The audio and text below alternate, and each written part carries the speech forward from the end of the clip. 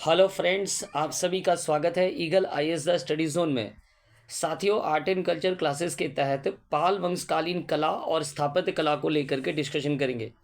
पाल वंश उन राजवंशों में से एक है जिन्होंने उत्तर भारत के महत्वपूर्ण त्रिपक्षीय संघर्ष में भाग लिया था।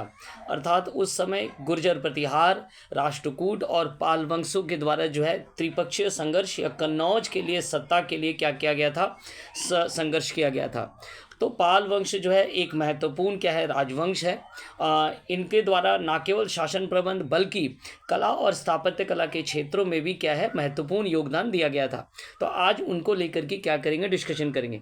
तो चलिए प्रारंभ करते हैं। जाने से पूर्व सबसे पहले हम पाल वंशों का संक्षिप्त इतिहास देखेंगे।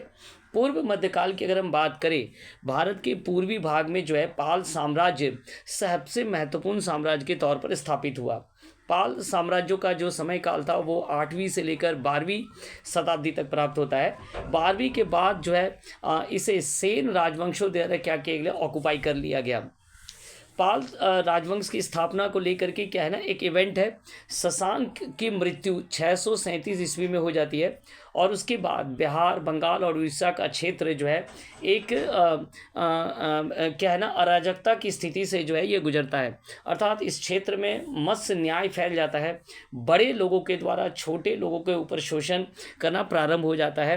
तो इस मत्स्य न्याय को समाप्त करने के लिए जो है बंगाल के प्रमुख नागरिकों के द्वारा 750 ईस्वी के आसपास जो है गोपाल प्रथम को चुनाव किया जाता है और गोपाल प्रथम के द्वारा इस मत्स्य न्याय को समाप्त करते हुए पाल साम्राज्य स्थापित किया जाता है। तो इस प्रकार गोपाल प्रथम के द्वारा जो है क्या किया जाता है, पाल वंश स्थापित किया जाता है। इस बात की सूचना जो है अभिलेखों से भी प्राप्त होता है। अर्थात खलीमपुर के जो अभिलेख है उसमें ये सूचना दिया गया है कि पाल वंश की स्थापना जो है गोपाल प्रथम के द्वारा किया गया।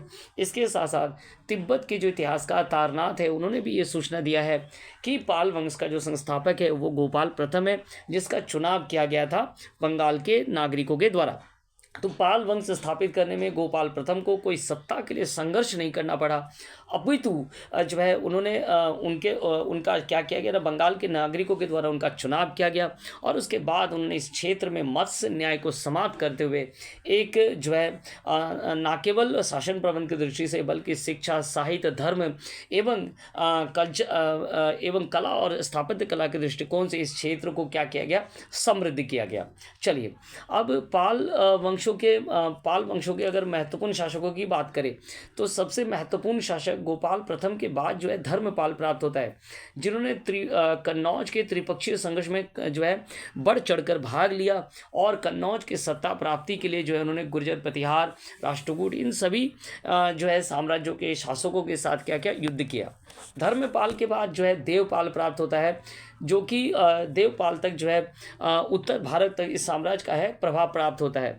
इसके बाद इस साम्राज्य का इतिहास धीरे जो है थोड़े समय के लिए क्या है क्षुण्ण हो जाता है। बाद में 10वीं सदी में महिपाल प्रथम के द्वारा इस साम्राज्य का पुनरुत्थान किया जाता है और ये जो है रामपाल और उसके पुत्र मदन पाल तक इसका इतिहास जो है जोर शोर से प्राप्त होता है। उसके बाद जो है इसका इतिहास धीरे धीरे डिक्लाइन स्टेज की ओर आगे बढ़ता है और 12वीं सदी में जो है सेन राजवंशों के द्वारा इसे ऑक्युपाई कर लिया जाता है। तो इस प्रकार पाल वंशों का इतिहास जो है गोपाल प्रथम के द्वारा स्थापित और बाद में रामपाल और मदन पाल तक जो है क्या है ना, एक महत्वपूर्ण साम्राज्य के रूप में स्थापित होता हुआ दिखता है और बाद में फिर ये धीरे धीरे डिक्लाइन स्टेज को प्राप्त होता है। चलिए पाल वंशों के आर्किटेक्चर को जानने के लिए उससे पहले हम इसके रिलीजियंस को भी देखेंगे, लिटरेचर्स को भी देखेंगे और फिर जो है आर्ट और आर्किटेक्चर को देखेंगे। तो रिलीजियन एंड लिटरेचर को लेकर के डिस्कशन करते हैं। बंगाल के इतिहास में पाल वंशों का जो शासनकाल है वो शिक्षा, साहित्य, कला और संस्कृति अर्थात आर्ट एंड कल्चर के दृष्टिकोण से एक समृद्ध क्या था ना, समृद्ध शासनकाल माना जाता है। पाल शासकों ने बौद्ध धर्म को क्या दिया था, संरक्षण दिया था और वे महायान संप्रदाय के क्या थे ना, मतों से जुड़े हुए थे। बौद्ध धर्म के संरक्षण के लिए उन्होंने क्या बनाए, बिहार बनाए। उन्होंने जो है चैत्यों का निर्माण किया, बिहारों का निर्माण किया, साथ में महाबिहार का निर्माण, शिक्षण संस्थाओं का भी निर्माण किया गया। अगर हम बात करेंगे शिक्षण संस्थाओं को लेकर के या महाविहारों को लेकर के, तो सोमपुरा का जो महाविहार है, औदंतपुरी के जो महाविहार हैं, विक्रमशिला जो कि एक अंतर्राष्ट्रीय शिक्षा केंद्र के रूप में स्थापित हुआ, जगदल के जो महाविहार हैं, ये सभी जो है पाल शासकों के कालीन क्या है स्थापित हुए। इसके साथ साथ नालंदा के में, सारनाथ में जो है पाल वंशों के द्वारा क्या किया गया था, निर्माण भी किया गया था और उनका जीर्णोद्धार भी किया गया था। ठीक है, तो इस प्रकार पाल शासकों ने बौद्ध धर्म के डेवलपमेंट के लिए, बौद्ध धर्म के शिक्षा के लिए जो है आगे जो है बहुत अधिक कार्य किया गया था। ठीक है, या उन्हें संरक्षण दिया था। इसके साथ साथ जो है बौद्ध दार्शनिक हरिभद्र को जो है अपना आध्यात्मिक गुरु बनाया गया था। किसके द्वारा? तो धर्मपाल के द्वारा।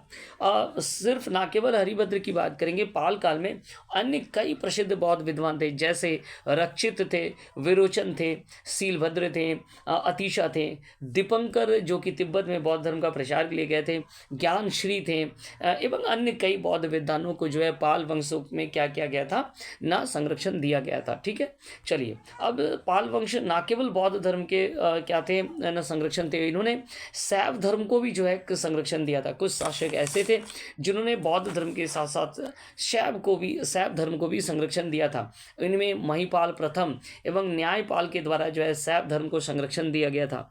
रामपाल और उसके पुत्र मदन पाल के द्वारा भी जो है शैव धर्म को संरक्षण दिया गया था। पाल वंश के मदन पाल के समकालीन संध्याकर नंदी जो कि संस्कृत के कवि थे, उनके द्वारा कहा गया है कि मदन पाल क्या थे ना, वे शैव धर्म के संरक्षक थे। तो इस प्रकार पाल वंशों के द्वारा ना केवल हम कह सकेंगे कि केवल बौद्ध धर्म, बल्कि जो है साथ में शैव धर्म का भी संरक्षण किया गया था और अन्य धर्मों का भी संरक्षण दिया गया था। ठीक है, चलिए अब आगे बात करेंगे लिटरेचर को लेकर के। अगर हम बात करते हैं शिक्षा और साहित्य को लेकर के, अगर हम डिस्कशन करते हैं, तो पाल वंशों के दौरान जो है कई संस्कृत के विद्वानों को क्या दिया गया, संरक्षण दिया गया था। संध्याकर नंदी जो है उनमें प्रमुख है, जिन्होंने रामचरितम लिखा था। ठीक है, रामचरितम के रचयिता थे और ये क्या थे ना, संस्कृत के क्या थे, कवि थे। पाल काल में इसके अलावा जो है और भी कई विद्वान थे, जैसे बौद्ध विद्वान हरिभद्र थे, चक्रपाणी दत्त थे, जिमुत वाहन जो थे वो भी थे, शुरेश्वर थे, इसके अलावा गदाधर वैद्य थे। जो है ये सभी क्या है, ये सभी विद्वान जो है पाल काल के समकालीन थे, जिनके द्वारा जो है अलग अलग विषयों पर क्या लिखा गया था, साहित्यों की रचना या लेखन कार्य किया गया था। साथ में बंगाली लैंग्वेज में जो है चार्या पद का जो डेवलपमेंट है वो क्या है ना, पाल वंश के समकालीन हुआ था या पाल वंश के इस समय ही कंपोज हुआ था।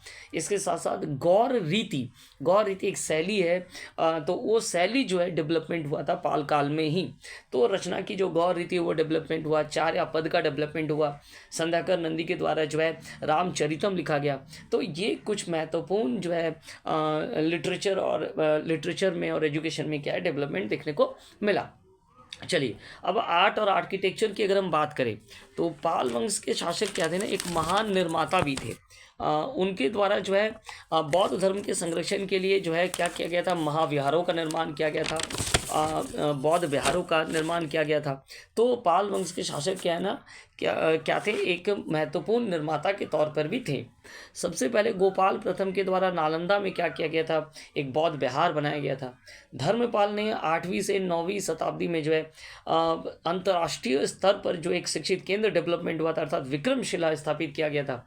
ये वो महाविहार है जो उस समय एक अंतर्राष्ट्रीय स्तर के शिक्षा केंद्र के रूप में जो है डेवलप हो गया था। ठीक है, इसके साथ साथ जो है सोमपुरा, औदंतपुरी, जगदल जैसे शिक्षण केंद्र या महाविहारों का निर्माण भी जो है पाल काल में ही किया गया था। पाल शासक देवपाल की अगर हम बात करें, पाल शासक देवपाल ने जो है सोमपुरा महाविहार का क्या किया था, विस्तार भी किया था। और इसके साथ साथ रामायण और महाभारत के विषय जो है इसमें के जो थीम है, इसमें जो है इनको शामिल किया गया था। महिपाल जो प्रथम थे, उनके द्वारा क्या किया था, सारनाथ, नालंदा और बोध गया का जो है निर्माण और उसका जीर्णोद्धार भी किया गया था। तो इस प्रकार लगभग सभी शासक जो है क्या थे ना, वो निर्माण कार्य से जुड़े हुए थे और उन्होंने जो है बौद्ध विहारों को संरक्षण दिया, साथ में जो है निर्माण कार्य, मंदिरों का निर्माण कार्य में भी जोर शोर से भाग लिया। चलिए, अब अगर बात करेंगे कि पाल वंशों के निर्माण को लेकर के, तो पाल वंश शासकों के जो निर्माण है वो बांग्लादेश के राजशाही के क्षेत्र में पहाड़पुर, सोमपुरा, जगदल से प्राप्त होते हैं या रामावती से प्राप्त होते हैं। धर्मपाल द्वारा निर्मित जो सोमपुरा है महाविहार है, वो काफ़ी महत्वपूर्ण निर्माण माना जाता है। ये एक चतुर्भुज आकार का है जिसमें 177 कक्ष है और मध्य में क्या है, एक बौद्ध स्तूप भी है। ठीक है, इसके अलावा टेराकोटा है, पाषाण मूर्तियां हैं, शिलालेख भी जो है यहाँ उपस्थित है। बाहरी दीवारों के जो टेराकोटा है उनमें बौद्ध, जैन और हिंदू धर्म के क्या है, तीनों धर्मों के जो प्रभाव हैं उनका क्या पाया जाता है, अलंकरण पाया जाता है। तो जो सोमपुरा का निर्माण है या जो पहाड़पुर, अच्छा पहाड़पुर में मंदिरों के अवशेष भी प्राप्त हुए जो काफ़ी क्या है ना, आर्किटेक्चर के दृष्टिकोण से काफ़ी महत्वपूर्ण निर्माण माना जाता है। तो इस प्रकार सोमपुरा का निर्माण, पहाड़पुरा का निर्माण जो है वो क्या है, पाल कला को जो है विस्तृत तौर पर दिखाता है। साथ में पाल काल में अगर एक और महत्वपूर्ण निर्माण की बात करें तो पाल काल में जो है, पाल काल एवं सेन वंश के शासकों के द्वारा वर्धमान के बड़ाकर में स्थित सिद्धेश्वर मंदिर, बड़ाकर में सिद्धेश्वर मंदिर का जो है समूह का निर्माण 12वीं सदी में किया गया था। इस मंदिर का निर्माण जो है सोप स्टोन से किया गया है। ये मंदिर प्रारंभिक चरण में अपने वैष्णवायत में था, परंतु बाद में ये जो है शैव धर्मों से संबंधित हो जाता है। मंदिर की दीवारों पर जो है मृण मूर्तियों का भी जो है सजावटी का एक बहुत बेहतरीन सजावट देखने को मिलता है। तो इस प्रकार सिद्धेश्वर मंदिर, साथ में जो महाविहार थे, खास करके सोमपुरा महाविहार, साथ में जगदल का निर्माण, औदंतपुरी शिक्षा केंद्र का निर्माण, साथ में जो हो गया विक्रमशिला महाविहार जो कि अपने आप में काफ़ी महत्वपूर्ण माना जाता है। तो ये सभी महाविहारों का निर्माण जो है किसके दौरान किया गया, तो पाल शासकों के अधीन जो है निर्माण कला के दृष्टिकोण से किया गया था। तो पाल शासकों ने जो है बौद्ध धर्म के संरक्षण के लिए न केवल बौद्ध विद्वानों को संरक्षण दिया बल्कि निर्माण को भी क्या किया था, आगे बढ़ाया था। तो हमारे साथ जुड़े रहिए। आर्ट एंड कल्चर की क्लासेस के तहत आगे भी ऐसे ही क्लासेस दिए जाएंगे। आप सभी का हमारे साथ जुड़ने के लिए बहुत बहुत धन्यवाद।